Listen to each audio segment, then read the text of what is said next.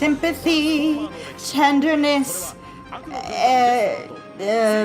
facade. Okay, I don't remember that song at all. Hello, this is Dragon Keeper 9600, and welcome to episode 29 of Micron Legend, Song of Sympathy.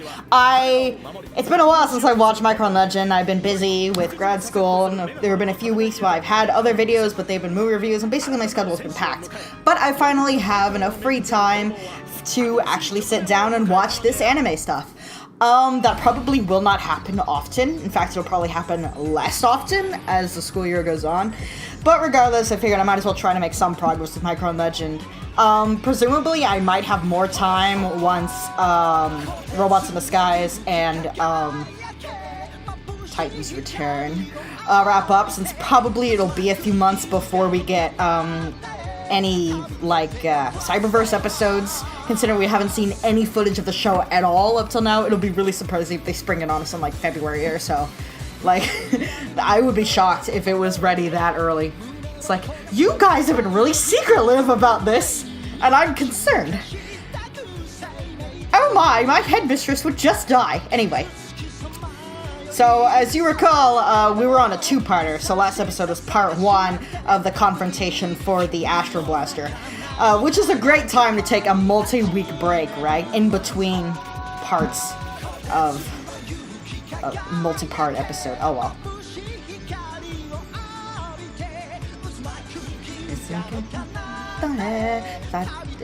Transformer! I'm totally being that person who only sings the English or German word of an opening theme. Lots of incomplete shading, rainbow lights, crappy star effect. Look at all these characters just kind of floating in midair, even the ones who don't actually fly. Foreshadowing to Transformers Super Link. Probably not. Strong Arm's not in this show, we've been over this. There's a character named Strong Arm in the next show.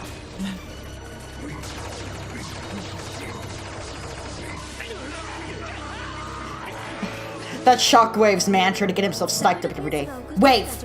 Wave! I like myself, I like my friends, I like my school, I like my aunts, I like my mom. Maybe we should have thought of that before we woke up. Oh well. Too late for that. Cat's out of the bag. Who's ready for some lashes?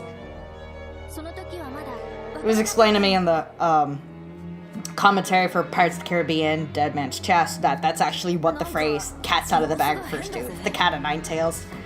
Once you take the cat of nine tails out of the cute little carrying bag that it comes in, somebody has to get lashed.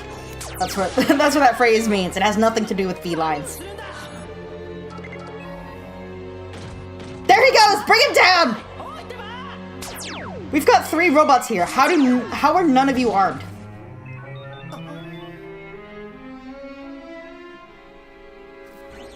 Close your eyes, baby.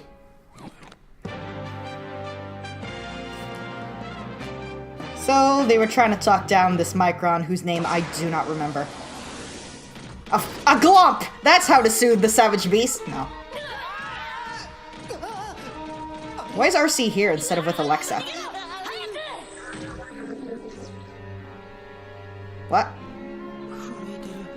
Why is he hiding behind Rad? Or is he trying to use it as a human shield? Everyone will get along! Nothing will happen to this kid, right? You're the one who started shooting at us.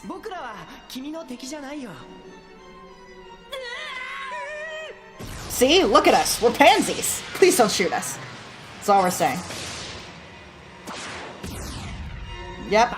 This justified transforming into Bumble. That will not intimidate him. Human shield.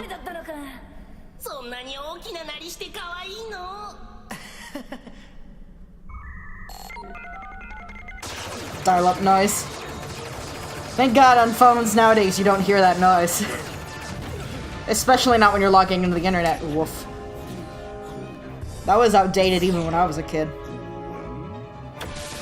No, that's Convoy. We've been over this too. Hey, stop that! I'm gonna tell on you. I'm gonna be so over there.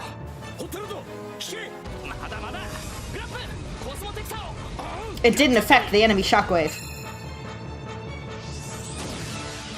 This tiny shield will protect me from this massive Goliath-like figure.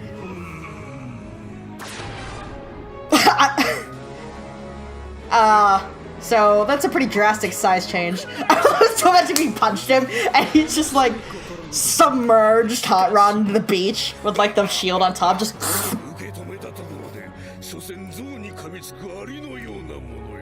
What kind of ant will be able to block an elephant?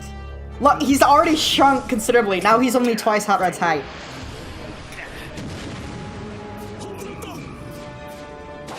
Let me help by not putting my hands on the shield.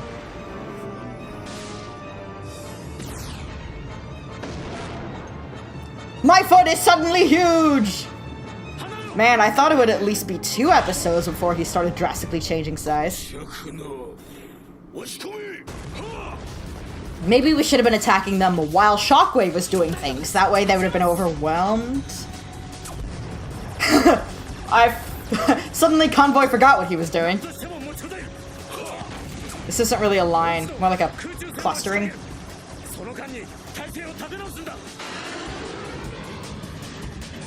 Great job being my pants, Jetfire. You're doing a bang-up job. What do you mean he's doing it again? Being badly animated? Yeah, he does that a lot.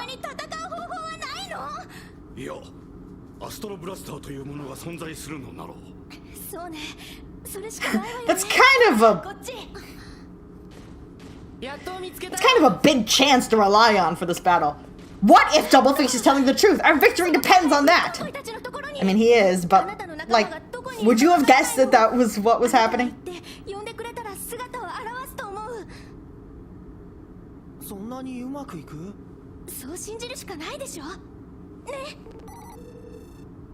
I don't know you!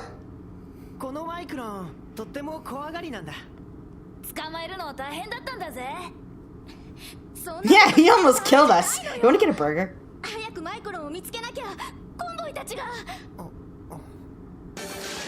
Anime noise. Ah. I didn't notice that only anime did that until when I was a kid and my parents were watching a Pokemon movie and they started making fun of ashes and named noises. Ah.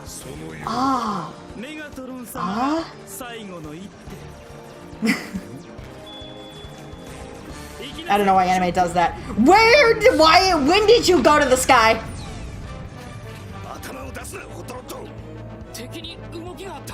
Get your head down. And these like tiny little moon craters that we all found. Or did they dig those when we weren't looking? That's adorable. Fusion! Ha! Again. Come on guys, I'm running out of fusion jokes. I don't know what Topaz would do if she didn't have Topaz. Whee! He starts doing like figure eights and shit, spelling out his name in the clouds. There's just something so joyous about that line delivery. I'm flying! Guys, I'm flying! Guys, you see this?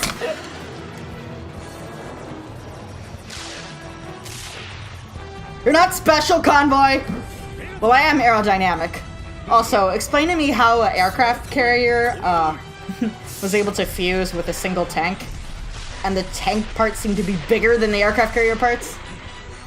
I mean, we joke about mass shifting all the time in this fandom, but that seems to be the only explanation in this case. What a difference between what happens every single day. Ratchet, unless you can fly into the air and not get mowed over by a sky tank, I think your assistance will be pretty useless. I'm begging you. You want to try that one again, Sub? That seemed really, really wrong. What matters more, your pacifism or my friends' lives? It's the same question High Noon answered. Also, how do you make a movie about communism without actually having communists in it? Actually, that movie wasn't about communism, it was about the Red Scare. Look, the point is, High Noon is a good movie. And Ratchet is sick of this conversation. I can't stand Westerns! Can you tell I'm in film school? Me making all this long, barely coherent jokes about High Noon.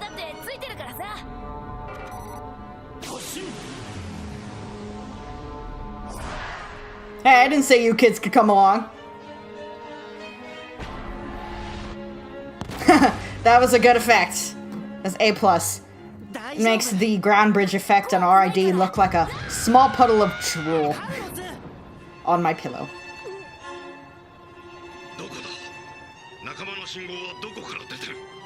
I don't want to say you're mean to me. No, that's why I got in this ambulance and rode out here with you.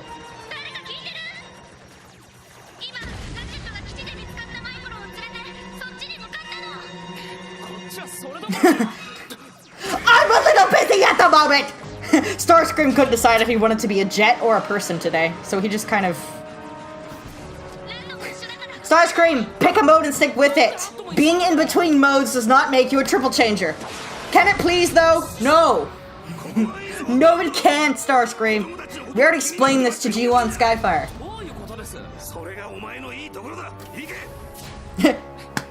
You can't convince me that Devastator didn't spank Hot Rat just now. They're in the same military group, and it's gonna happen eventually. Think a little faster, please.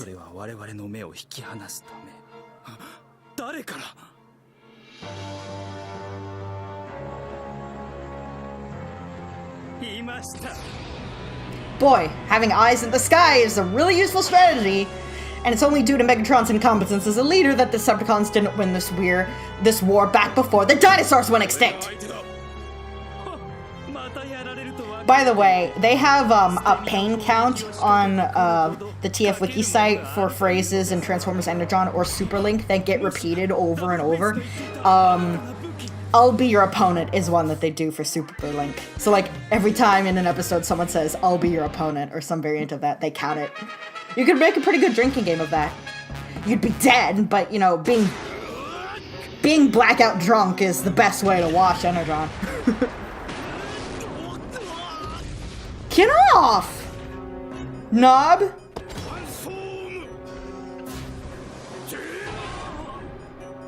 Ow.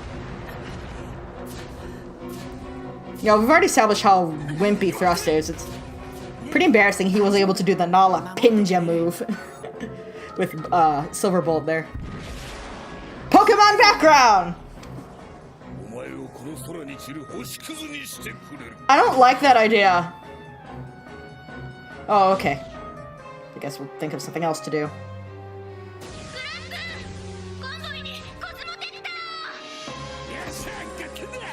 Sure, I can fire it several feet in the air and not have any of those Microns or Burning Megatron get it. Sure.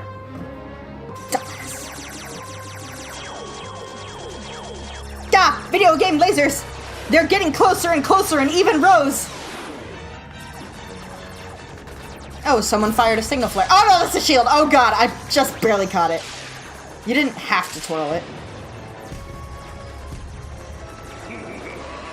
You know, it occurs to me that the Cosmotector is only useful when blocking supernatural blasts. Because otherwise, it's just a regular size shield. Someone is shooting from behind, it's like, yeah, it can block anything, but it's only so big.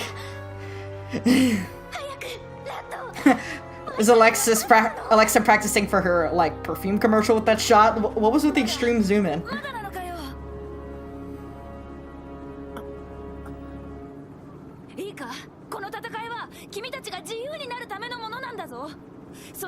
You know, forcing someone to fight for freedom is kind of... Hang on, I hear a tiny noise. Cookie, you have to come in here when I'm recording.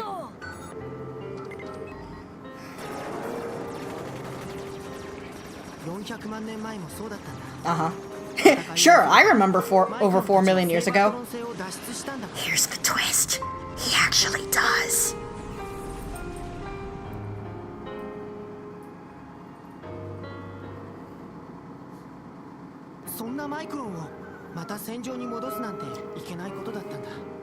That's right, Carlos. It's his choice to be an ass and let people die. His choice.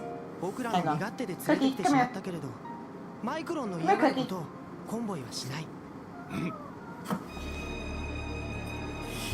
Hold on.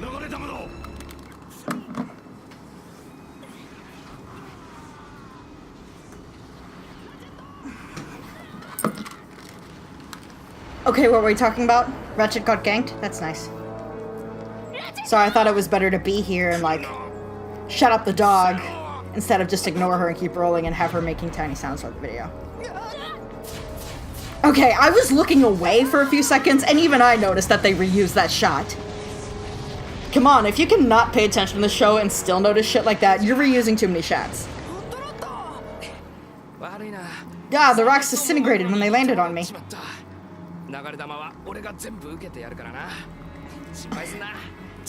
You pull the candle, and I'll block it with my body.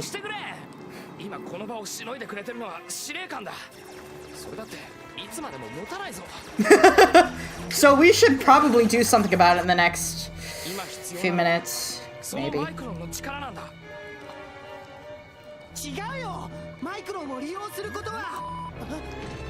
I would rather Convoy die than this guy doing something that he's mildly uncomfortable with. Like, maybe he has PTSD from a former battle or something. I don't know. They're being really unclear about what this Micron's deal is. Oh, is it time for the Song of Sympathy? I dreamed a dream in time gone by. Oh, no, that's not it at all.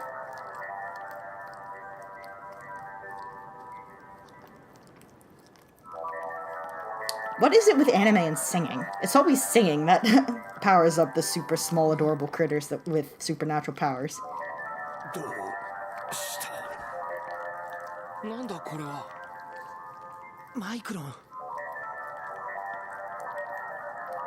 And then it's over. Oh, chosen one.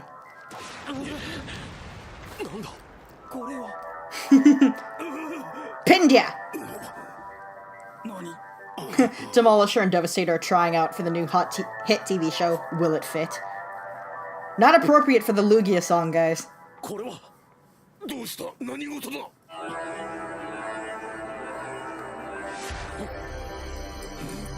I'm pretty sure that's the sound that my grandparents' grandfather makes every 15 minutes. Every 15 minutes.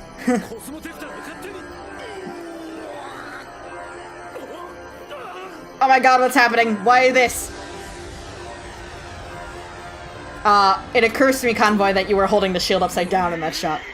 Why the fuck were you holding it upside down? And now it's right side up! Continuity! That's a pretty weird continuity error. Like, why would you draw him with the shield upside down?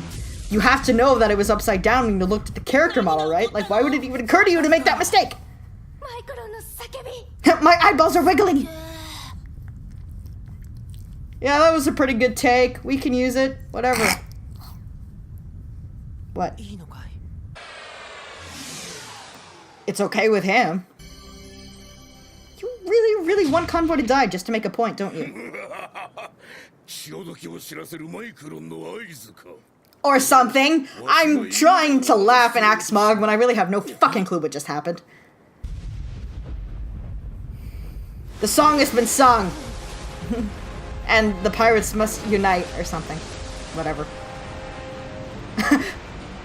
Admit it, for a crazy second, you were expecting Lugia to actually come out of the water. Hey look, a truck in midair. That isn't weird for this. I remember that scene in English. Thrust delivers the line pretty hilariously. He goes, "Get off me!" as he kicks Blur off of him. It's like so, like... It's like so overly dramatic and Queenie. It's like... Whoa. My pants! I mean my second in command! I mean my life! That's one way to split up a fusion. Just slice it in half.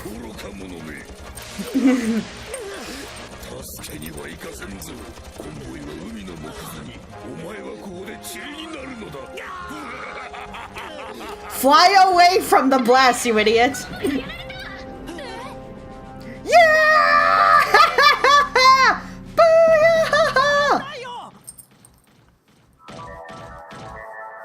Boy, your voice really carries, despite the fact that you don't really have a voice. It can carry you all the way to the moon through a medium that has no sound. To be fair, they were making sound on the moon before, so I guess it's Star Wars rules. I actually saw someone online trying to argue that there's sound in space in Star Wars because of the Force. Since the Force permeates through all, you know, space, it basically counts as a medium for the sound waves to be transmitted through. It's overthinking it, it's kind of dumb, but you know what? It's better than midichlorians. So, you can take it if you want, I guess. It's still not as dumb as something that's been established in canon. Though that's hard to do. I hate sand. But anyway, why am I talking about Star Wars? It's Astro Blaster time. Gee, a tug-of-war with thrust. I wonder who will win. Wait, don't! Nice going, Thrust. You almost killed Megatron. And Shockwave too, I guess. Get off me! This might just be crazy enough to work. This is Jackass! Woo! You know, I never noticed this before, but Convoy is extra as fuck.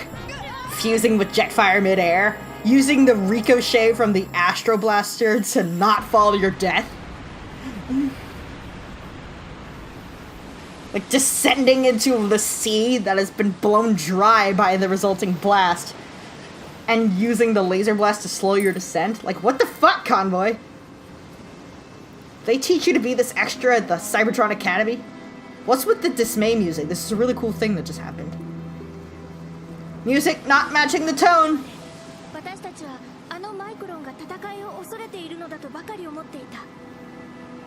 Now that Convoy has been saved by their willingness to do something, we are dismayed by this?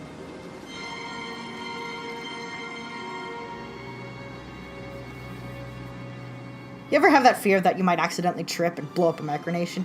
No? Well, you can sympathize with the Microns anyway, I guess. Okay, so that was the second part of 2, Song of Sympathy. It's been so long that I don't remember what the first episode was called, but regardless, instead of reviewing the episode, because it seemed like a functional episode, and there's not really anything I could say about it that I haven't said about previous episodes in terms of the animation, story progression, and such. So instead, I'll talk about the Astro Blaster.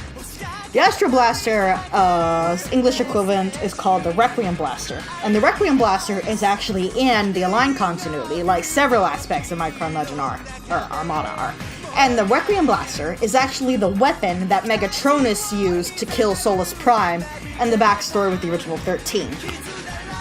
So basically, the story goes that Solus Prime was the blacksmith of the Primes, and made several weapons for them to use, among them the Star Saber, which we've already seen, and the Requiem Blaster, which was a super powerful super cannon used to kill Unicron, right?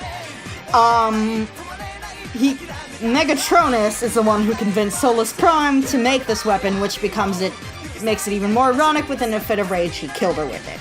I just find that backstory to be very fascinating, and I'd like to point out that this weapon is the one that was used to kill one of the original 13 Primes. Keep that in mind when you see it in action, because I think you'll understand how it was able to do that. This is one hell of a BFG. Like, for reals. Right, Cookie? So I paused the episode accidentally, so the timing is slightly... I'll correct it in post. It's not a big deal. But anyway, next episode, this is fascinating, is actually the very last filler episode for the rest of the series. Yes, after episode 30 next week, or whenever I get to it, every single episode for the rest of the show will be plot relevant. It's like, now we can get the story started, now that we're 30 episodes in. What the fuck did you get the story started for? Regardless, escape into hiding. Next time. This is Dragon Keeper 96600, signing off.